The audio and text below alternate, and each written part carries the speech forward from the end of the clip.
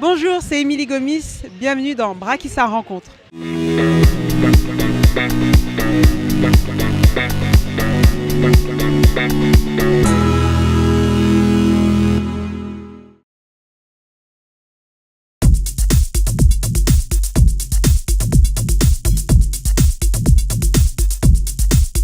Bonjour Émilie. Bonjour. Alors tu as décidé de nous recevoir à la Oops Factory, pourquoi ? Parce que c'est un lieu dans lequel je passe énormément de temps, c'est ici que je m'entraîne. Et j'ai envie de dire heureusement que la Oops existe maintenant, puisque c'est compliqué de trouver des lieux d'entraînement assez accessibles à tous à n'importe quelle heure de la journée. Donc voilà un petit peu mon univers, donc j'espère que ça vous plaît. Voilà, c'est ici que je m'entraîne assez régulièrement au niveau du basket. D'où te vient le surnom, on va dire, de Miss Go ? Miss Go ? Ouais. C'est quand j'ai commencé le basket à l'âge de 8 ans. Il y avait deux Émilie dans mon équipe et il fallait nous donner un surnom pour nous appeler parce que c'était compliqué. Donc on a juste inversé Gomis et on a fait Miss Go et puis après on a commencé à taper des délires sur Miss Let's Go et voilà. Donc c'est comme ça qu'est venu mon surnom. Alors 194 sélections en équipe de France entre 2001 et 2014, c'est impressionnant quand même. J'ai fait une bonne carrière, j'ai eu de la chance. Après, je pense que j'ai su saisir les opportunités. Et effectivement, oui, avoir autant de sélections en équipe de France, pour moi, c'est une grande fierté d'avoir passé autant de temps dans cette grande équipe, surtout qu'on avait une bonne génération. Et on a réussi à avoir quand même des très belles médailles avec cette équipe. Et justement, tu as mis un terme donc à ta carrière en équipe de France. Jeune, relativement jeune. Pourquoi ? C'est un choix ? Jeune, non.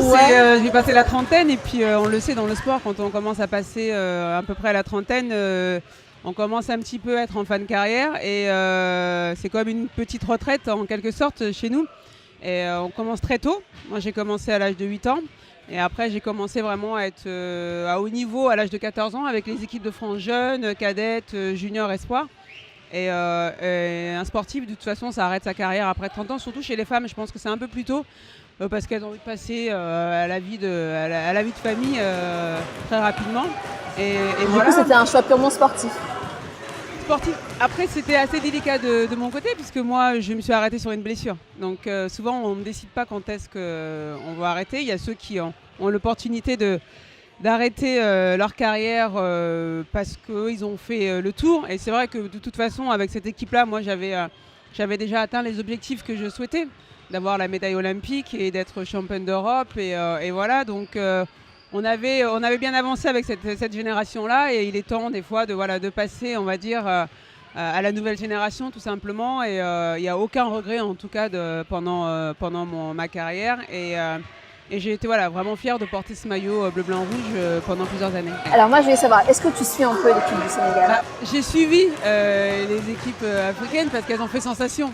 C'était la première fois qu'elles gagnaient un match pendant une grande compétition et j'étais tellement... Je ne sais pas pourquoi, C'est le pays quand même qui t'a vu naître, on va le dire. J'étais tellement contente pour elles et on voyait vraiment qu'elles étaient heureuses et ça a fait un buzz quoi, puisque même si on ne suivait pas spécialement sur les réseaux sociaux, on a vu que c'était historique. Qu'une équipe africaine, il n'y avait pas qu'elle, il n'y avait pas que les Sénégalais. Oui, il y avait le Nigeria, je crois. Voilà.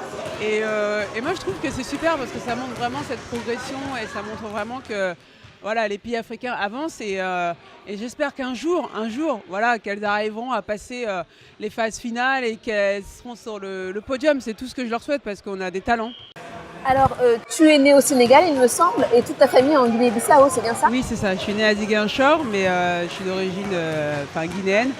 Et mon père, il y est à l'heure actuelle, il est à la retraite, il est reparti là-bas. Je suis retournée là-bas il y a 4 ans. Et je suis arrivée en France à l'âge de 3 ans, donc je me souviens, j'ai pas vraiment de souvenirs clairs par rapport à mon enfance.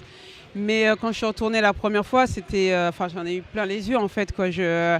Et je me suis dit, mais mince Émilie, mais comment t'as pu louper autant d'années pour revenir ici ? Et quand les parents t'en parlent, c'est pas pareil en fait, quoi. Ils ont leurs images, ils parlent à leur époque en fait. Leur vision. Et tant qu'on n'y est pas, on se rend pas compte en fait, au niveau des couleurs, des odeurs, tout le paysage.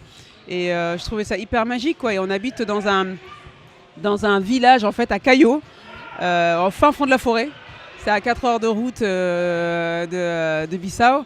Et je me suis déconnectée en fait là-bas, quoi. Je me suis vraiment déconnectée. J'ai vu ma grand-mère pour la première fois. Enfin, je m'en souvenais plus. Depuis tant de temps, ouais. Et c'est en fait heureusement que mes parents m'ont parlé le dialecte mandjak, parce que ma mère elle m'a toujours parlé mandjak. Elle me parlait jamais en français, ma mère. Ouais, du coup, tu n'étais jamais. pas dépaysée. Non, du tout. Donc moi je répondais en français, mais je comprends la langue et je parle aussi mandjak en fait. Et heureusement que mes parents m'ont parlé, gardé ce dialecte-là, puisque j'aurais jamais pu parler avec ma grand-mère. Et ça m'a fait trop bizarre de retourner à mes racines, en fait. Qu'est-ce qui manque selon toi aux équipes africaines pour pouvoir justement rivaliser avec les meilleures nations mondiales? Moi, je pense que c'est au niveau des infrastructures. Enfin, ici, on a tout pour réussir. Le talent, en Afrique, on l'a, le talent. On le voit. Il y a plein d'Africains qui viennent en Europe. Les conditions dans lesquelles... Les conditions, je pense, dans lesquelles ils s'entraînent, c'est le plus important. On le voit ici, hein. On a un accès facile au niveau des salles. On a des coachs à disposition et des coachs diplômés. Je pense que sans ça, il est compliqué en fait de progresser et d'accompagner en fait des talents. Tout simplement, parce que la plupart du temps, ces talents-là partent très vite en Europe. On n'arrive pas à les garder. Et d'ailleurs, les États-Unis, c'est un pays que tu connais bien, parce qu'il me semble qu'à l'été 2006, tu y as été, tu jouais même au Liberty de New York. Ouais, voilà. Ouais. Et alors, qu'est-ce que tu retiens de cette expérience et pourquoi tu n'es pas resté tout simplement? C'était un rêve en fait que j'avais en tête, parce qu'il y avait le rêve du maillot bleu-blanc-rouge, mais il y avait aussi le rêve américain en fait que j'avais en tête. Et quand j'ai pu être dans cette équipe-là, en plus y rester, parce qu'il n'y avait pas beaucoup d'Européennes, hein, c'était vraiment beaucoup d'Américaines, très peu d'Européennes dans l'équipe. Je me suis dit, mais waouh, quoi. Enfin, je suis arrivée dans le meilleur championnat au monde, parmi les meilleures joueuses au monde, et j'y suis, quoi. Donc j'ai réussi mon rêve. Et en fait, j'ai pris la décision de partir, mais parce qu'en fait, l'équipe de France était en même temps. En fait, nous, chez les filles, contrairement aux garçons, la compétition mondiale se joue en même temps que le championnat américain des filles, hein, qui est sur 4 mois. Donc à l'époque, il fallait que je choisisse entre le rêve américain et l'amour du maillot. Et j'ai pris la décision avec une autre joueuse qui était aussi à l'époque, Emily Ndong, qui était à Los Angeles, de casser notre contrat de 3 ans qu'on avait. Et ça se fait pas souvent. On casse jamais un contrat américain. Chez les Américains, c'est très mal vu. Et donc, mais j'avais préféré jouer pour l'équipe de France et ne pas perdre ma place. Et voilà, donc c'était pas un regret, c'était vraiment un choix réfléchi. Qu'est-ce que tu as retenu alors de cette expérience? Là-bas, c'est en fait, je sais pourquoi je fais du basket. J'ai su pourquoi je faisais du basket. J'ai su que j'étais amoureuse du basket pour tout le spectacle, tout ce qu'il y avait autour, tout l'univers en fait qu'il y a autour du basket. Le basket, c'est fun. Le basket, c'est stylé. Le basket, c'est tout le monde fait faire du basket. Prends un ballon, tu vas dehors, tu tires. C'est stylé. En plus, c'est un lifestyle, en fait, le basket. Et je sais pourquoi j'aime ce sport, en fait, quoi, tout simplement. Alors, on va revenir à aujourd'hui. Donc, aujourd'hui, tu joues à Choret. Ouais. Comment tu t'y sens, toi, l'ex-international? J'imagine que ton expérience, en fait, elle sert énormément dans l'équipe. J'apporte mon expérience. Ils ont un objectif de montée. Moi, le but, c'est d'essayer de m'intégrer vraiment à cette équipe. L'amateur, c'est vraiment, voilà, on est là pour partager un bon moment. C'est plus humain. Voilà, on est plus au contact des gens du club, tout simplement, quoi. Donc voilà. Et toi, tu n'arrêtes jamais. C'est-à-dire, après avoir rejoint Choret, tu pratiques également le basket 3-3. Ouais. Qu'est-ce qui te plaît là-dedans? En fait, c'est comme si je retournais en fait à mes premiers amours. Et j'aurais aimé que le streetball puisse être une discipline olympique 15 ans avant, quoi. Est-ce que j'aurais été plutôt dans ce créneau-là, quoi. Et puis c'est plus fun, il y a de la musique. Donc tu aurais plutôt choisi... Vu comment c'est là, oui, enfin, c'est mon style. En fait, ça correspond totalement à mon style de jeu. La percussion, c'est très physique, ça joue à l'instinct. Et voilà, ça correspond totalement vraiment à mon style de jeu. D'accord. Alors justement, c'est une discipline nouvellement olympique pour 2020. Ouais. Donc est-ce que c'est l'un de tes objectifs? J'aimerais, j'ai envie, mais je vais pas vous mentir. J'ai des ambitions, physiquement ça va. J'ai pu avoir une première expérience l'été dernier. On a fait la finale du championnat de France de l'Open. c'était une première participation. On avait commencé qu'il y a 1 mois et demi auparavant. J'aurais jamais imaginé faire la finale. Pour moi, c'était juste d'y participer. Et en 1 mois et demi, on a réussi à être la 2e meilleure équipe française. Et après, là pour l'instant, il n'y a pas encore de championnat européen de mise en place pour pouvoir monter en ranking, parce que pour l'instant, je suis 14e française aussi, j'ai pas encore perdu mes places. Et pour pouvoir monter en ranking et être dans le top 5, il me faut faire des compétitions, des masters, des challengers. C'est l'équivalent de la même compète que le tennis à peu près. Donc s'il n'y a pas ça, il m'est impossible en fait de monter en ranking. Donc je suis dans l'attente en fait de savoir si il y aura des compétitions pour que je puisse monter en ranking. Et voilà, mais sinon, au niveau de la motivation et de l'envie, oui, bien sûr, je suis une compétitrice moi. J'adore me fixer des challenges et c'est mon moteur en fait. La reconversion d'Émilie en dehors des parquets, qu'est-ce que c'est? Mais pour ma part, je prends le temps en fait de la transition, c'est-à-dire que j'ai encore un pied sur le terrain, mais en même temps, je fais des formations à côté. Là, par exemple, je me lance dans une formation de CAP coiffure, donc rien à voir avec le... Ouais. Pour ceux qui me connaissent, j'ai énormément changé de coupe de cheveux, mis des extensions, joué avec des perruques, et donc voilà.